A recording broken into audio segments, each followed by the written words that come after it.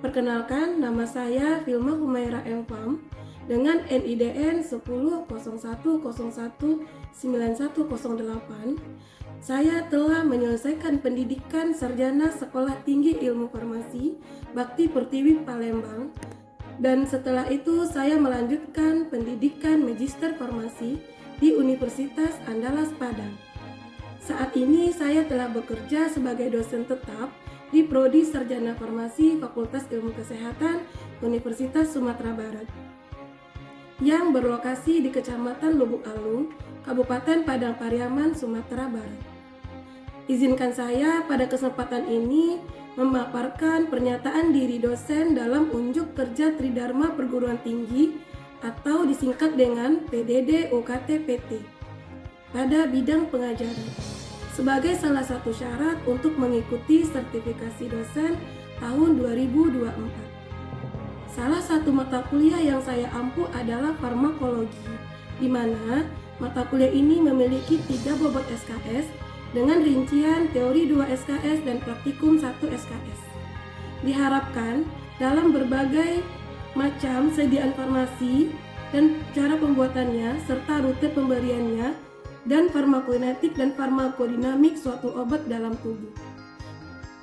Mata kuliah farmakologi merupakan mata kuliah wajib yang harus diambil oleh mahasiswa sarjana farmasi Fakultas Ilmu Kesehatan Universitas Sumatera Barat. Dalam mengajar, saya menerapkan 3 komponen utama pembelajaran, yaitu DIA atau dikenal dengan Delivery, Interaction, dan Assessment. Pada pemaparan ini, saya akan menjelaskan bagaimana proses pemaparan 3 komponen utama tersebut dalam proses pembelajaran. Pertama, pada komponen delivery adalah suatu proses tentang bagaimana saya menyampaikan materi pembelajaran sehingga dapat diterima dengan baik oleh mahasiswa. Materi yang saya sajikan ini mengacu pada capaian pembelajar lulusan dari mata kuliah farmakologi. Dari CPL menurunkan 6 CPMK, dan dari CPMK akan menurunkan 14 subbab CPMK. Dari sub CPMK akan dibagi menjadi 14 sub CPMK dan dibagi menjadi 14 kali pertemuan, tidak termasuk ujian tengah semester dan ujian akhir semester. Capaian pembelajaran lulusan pada mata kuliah ini terdiri dari 4 aspek. Yang pertama, sikap, yaitu menunjukkan sikap bertanggung jawab atas pekerjaan di bidang keahlian secara mandiri. Yang kedua, keterampilan khusus, yaitu mampu mengevaluasi, menyiapkan, memberikan informasi tentang obat, pengobatan, dan penggunaan obat yang rasional, serta nutrasetika yang dapat memberikan untuk mengoptimalkan proses terapi dan mampu membuat rancangan senyawa obat baru, metode sintesis, uji analisis kemurnian, uji toksisitas, uji preklinis, dan uji klinis. Yang ketiga, keterampilan umum, yaitu mampu menerapkan pemikiran logis, kritis, sistematis, dan inovatif dalam konteks pengembangan atau implementasi ilmu pengetahuan dan teknologi yang memperhatikan dan menerapkan nilai humaniora yang sesuai dengan bidang keahliannya. Yang keempat, pengetahuan. Mengetahui berbagai macam zat aktif, struktur kimia, indikasi, khasiat, efek samping, dan interaksi, serta menguasai berbagai macam sediaan farmasi, cara pembuatannya, rute pemberian, serta aspek farmakokinetik dan farmakodinamik dalam obat. Kemudian, CPMK 1.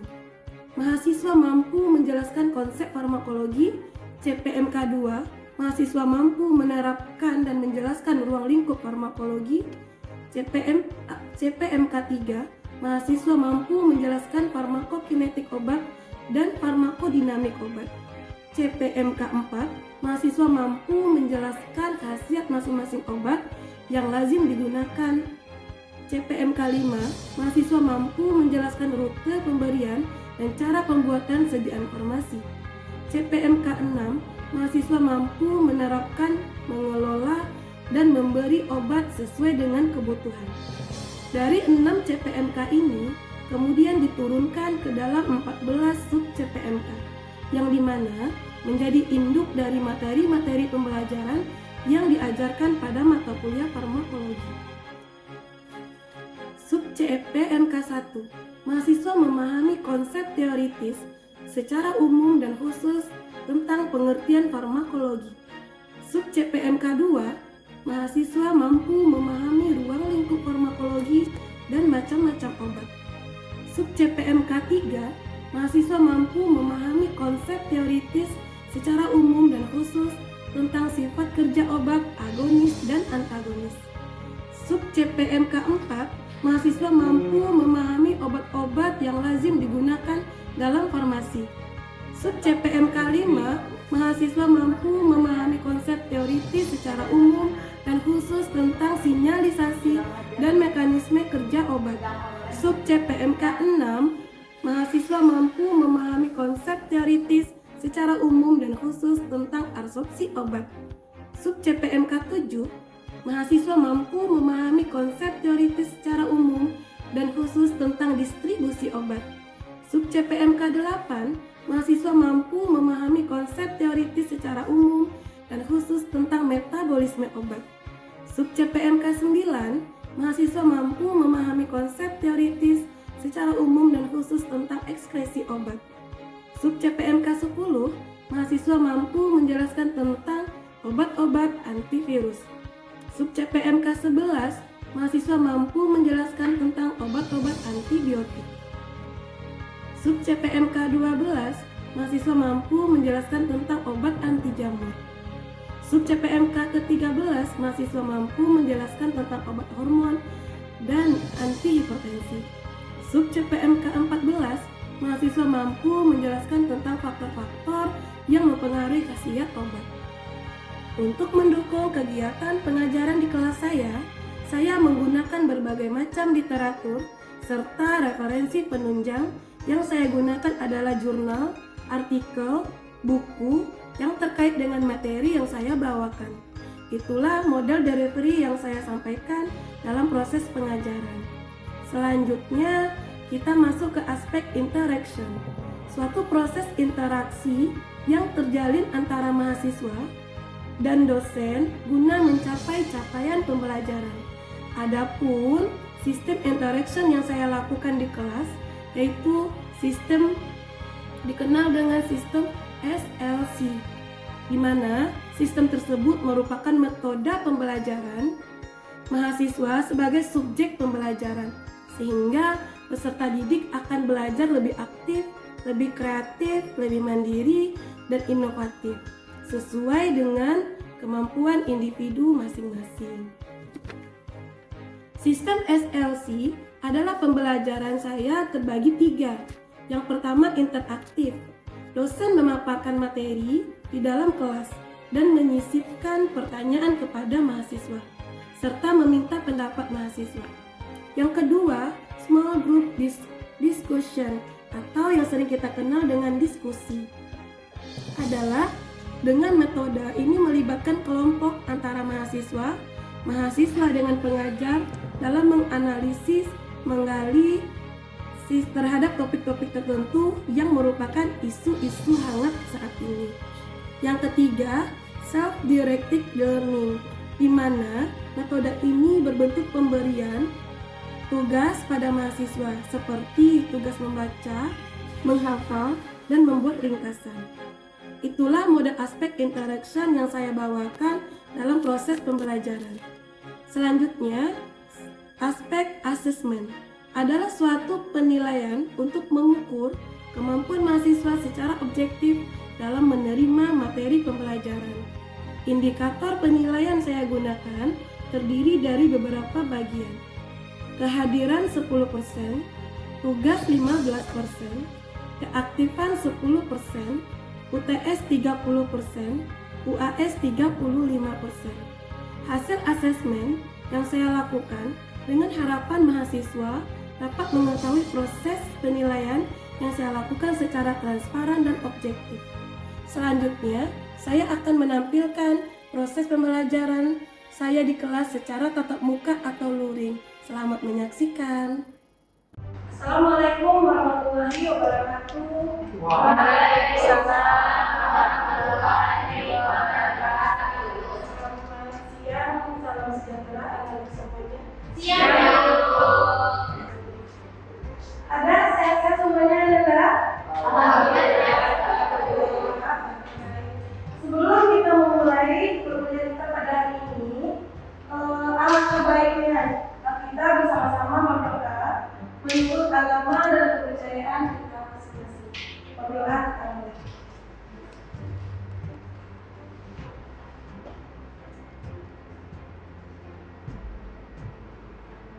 Baik, selesai. Oke, mungkin jika kita rapikan dulu tas yang ada di atas meja, HP-nya, nah, kalau dulu ke laptop, ada di bawah mejanya ya. Yang ada di atas meja itu keperluan kita untuk berkuliah pada hari ini, buku dan alat tulis dan segala macamnya. Berarti anak-anak, kayaknya ada yang nggak hadir ya pada hari ini. Siapa yang boleh dalam absensinya? Siapa coba yang nggak hadir pada hari ini? Rangga dan Akila. Oke. Alasannya apa, Mbak? Sakit atau kemana? Sakit ya, Bu. Nanti harus menampilkan surat sakitnya ya. Ya, Bu. Oke, baik. Ini absen nanti di sini ya.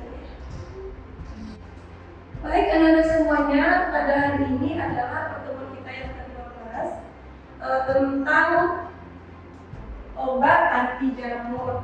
Oke ya. Nah, jadi sebelum kita masuk ke materi kita pada hari ini, Ibu akan bertanya kembali materi kita yang minggu kemarin.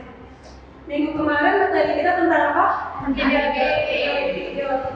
Oke, baik. Antibiotik. Nah, sekarang Ibu akan bertanya dulu.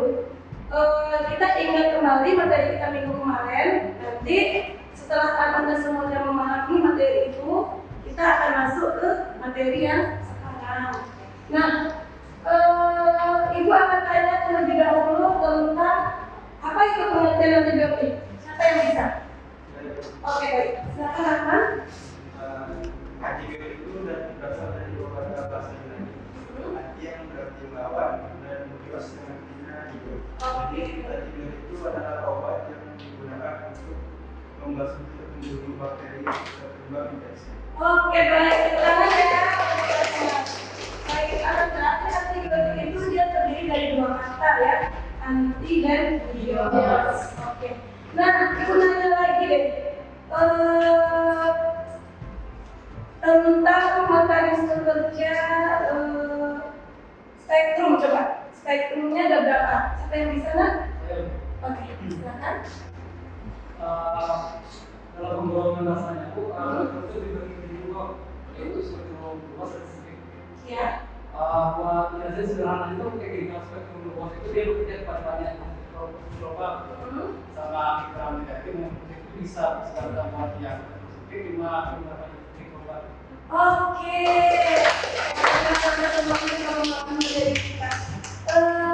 Satu lagi, kan bakteri itu ada yang bakterisid dan bakteriostatik. Ya.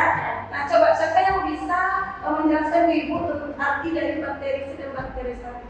Oke, silakan Sony. Bakterisid itu adalah antibiotik yang membunuh bakteri secara langsung.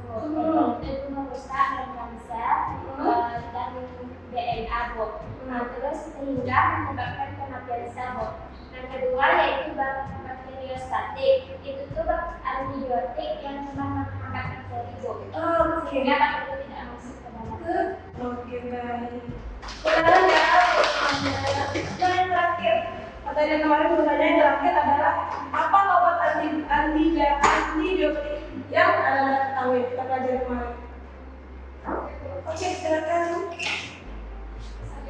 Yang pertama itu polimisin, daptomycin, gramisin, vancomycin, cyclosporin, dan basilasin.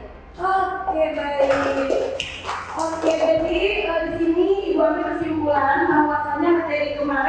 Anda perlu memahami dan mengulang kembali ya pelajarannya, dan tugas yang Ibu kasih nanti dikumpulkan kepada ketua kelas.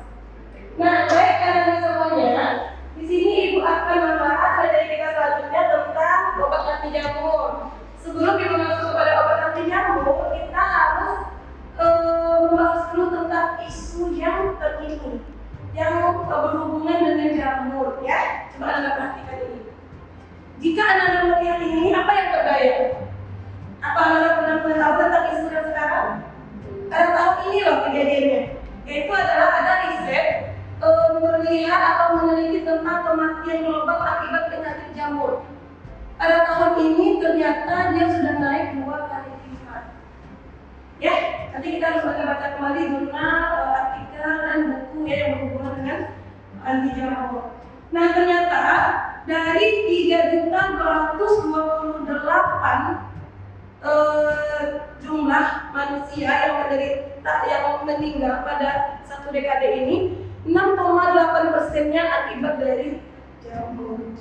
Jadi Ibu harapkan kepada anak-anak semuanya menjaga kebersihan dan menjauhi misalnya hal-hal yang berhubungan dengan menyebabkan penyakit dari jamur ya. Baik, kita masuk anak-anak ke materi kita. Kita pada topik pembelajaran pada hari ini kita akan mempelajari tentang pengertian anti jamur.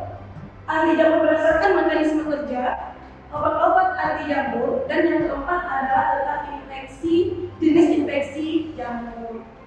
Ya, masuk dulu ke yang pertama.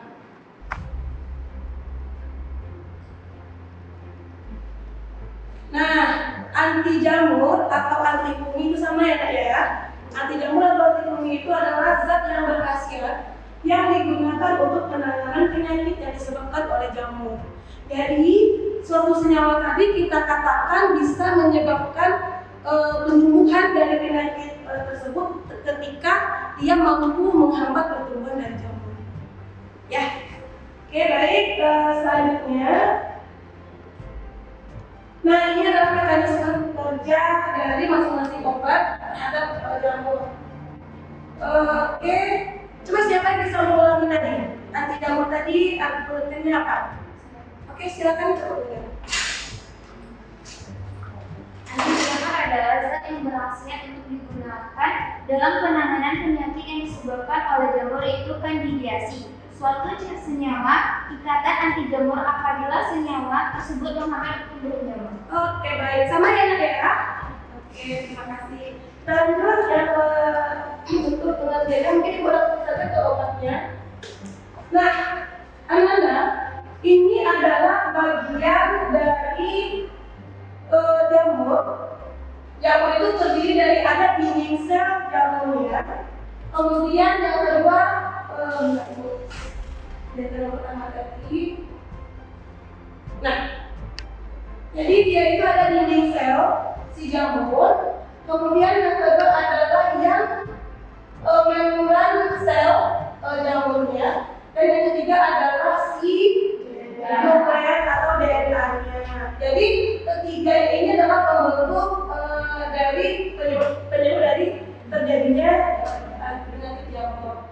Nah, kalau misalnya obat-obat yang kita bahas nanti, dia akan berhubungan dengan mekanisme kerjanya ini. Mungkin salah satu obat yang kita gunakan mampu menghambat dinding sel jamur, atau obat yang kita gunakan adalah mampu dia menghambat dari pembentukan dari plasma sel jamur. Kemudian yang ketiga, obat yang kita gunakan mampu menghambat dari DNA sel jamur. Sehingga ketika ada salah satu obat yang kita gunakan, atau salah satu obat yang kita gunakan dalam penghambatan dinding sel, plasma atau DNA-nya, maka nanti si jamur tadi akan disis dan akan hancur dengan sendirinya.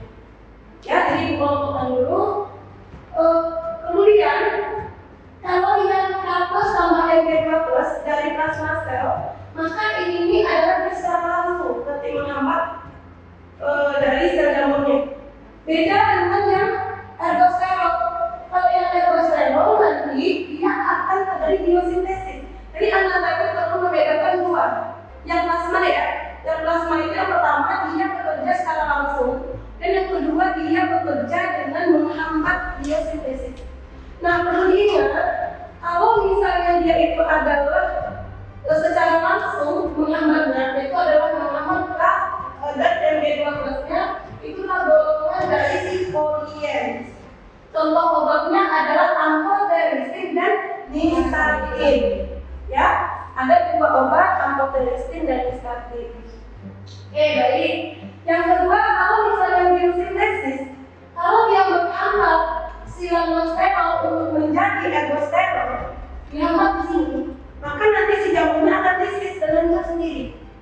Kalau misalnya ini adalah obatnya golongan imidazol dan golongan thiazol, itu yang Anda ingat ya. Pokoknya golongan azol itu tuh adalah nanti menghambat biosintesis terbentuknya lamosterol ke ergosterol. Jadi di stopnya di sini, di stopnya di sini.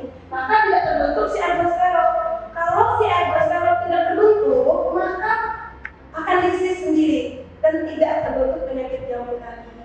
Ya, nah ini obat golongannya ada niconazol, apa lagi nih? Niconazol, terus fluconazol. Oke, golongan azol adalah fluconazol, ketoconazol dan oportinazol. Nah, ada lagi nih satu lagi golongan yang menghambat biosintesis. Adalah golongan dari ecocandis. Ini adalah golongan tascopunin. Tascopunin ini dia menghambat dari si squalene tidak terbentuknya lamosterol. Squalene ini adalah bahan baku terbentuknya si jamur teh. Kalau misalnya dihambat di sini, maka tidak terbentuk si lamosterol. Juga si sel jamurnya disis atau hancur, ya. Nah, yang ketiga adalah golongan yang menghambat pada dinding sel. Kalau yang menghambat pada dinding sel adalah golongan dari si tascopunin. Jadi dia menghambatnya di sini. Makanya dari terdilatin ya. Jadi kalau dihambatnya di sini tidak terbentuk beta glukan, maka juga ada disis, hancur juga, sama, ya. Nah, kalau misalnya golongan dari oksitosin, dia akan menghambat dari DNA. Oke, Nanda, paham yang tadi ya? Ya, kita lanjut ke jenis infeksi dari jamur. Ada dia sekitar 4 penyakit yang kita tahu. Ini yang pertama adalah candidiasis. Candidiasis ini disebabkan oleh jamur Candida albicans. Ya, dia bisa pada daerah vaginal berkembang biaknya. Ada juga dia ada yang oral. Kalau oral itu sekitar mulut. Nanti mulutnya itu ciri-cirinya bibirnya kuning, kayak ini ada gambarnya ya. Jadi bisa diperhatikan kalau misalnya terjadi penyakit seperti ini, maka ini adalah disebabkan oleh Candida albicans. Nah, yang kedua adalah vaginal. Vaginal ini dia menyerang bagian ke daerah kewanitaan pada wanita. Yang pertama itu mungkin terbentuknya nanti cairan atau keputihan. Bahkan yang dipakai itu adalah kalau putih itu udah berbau, ya, udah berbau dan kuning, dan itu baunya menyengat. Jadi itu adalah salah satu dari penyebabnya adalah Candida. Yang kedua adalah Tinea corporis. Tinea corporis ini dia ini adalah infeksinya itu pada bagian-bagian yang tidak berambut. Misal kepada bagian paha, pokoknya bagian-bagian yang tidak ada rambutnya. Nah, maka bentuknya itu adalah dia berbentuk bersisik dan dapat berginting. Kalau ini pun dia gatal, sini juga gatal. Itu disebutnya adalah Tinea corporis. Oke, next. Yang ketiga adalah Tinea pluris. Tinea pluris ini dia disebabkan atau tumbuhnya berkembang biaknya pada selangkangan. Ya, selangkangan, kemudian ketiak, intinya tempat-tempat yang ada di patahan. Jadi dia disebut dengan Tinea pluris. Ini juga gatal, kalau digaruk juga kemerahan, kemudian berbentuk juga di ya, dan yang lebih parahnya itu kayak rasa bergetah, lengket, itu gatalnya sangat gatal ya. Jadi kalau misalnya terbentuk itu, maka adalah ciri-ciri dari Tinea pluris. Yang keempat adalah tinea pedis atau kita sering menyebutnya dengan kutu air. Kutu air itu gatal-gatal, dia bentuk dari kaki seperti gambar yang ibu tampilkan ya. Mungkin sebagian orang di Indonesia ini sering ya terkena dengan si kutu air gitu ya. Dan ini juga gatal dan kering. Itu disebut dengan tinea pedis. Oke ya, jadi yang pertama tadi apa nak? Candida albicans. Yang kedua, ketiga, yang keempat,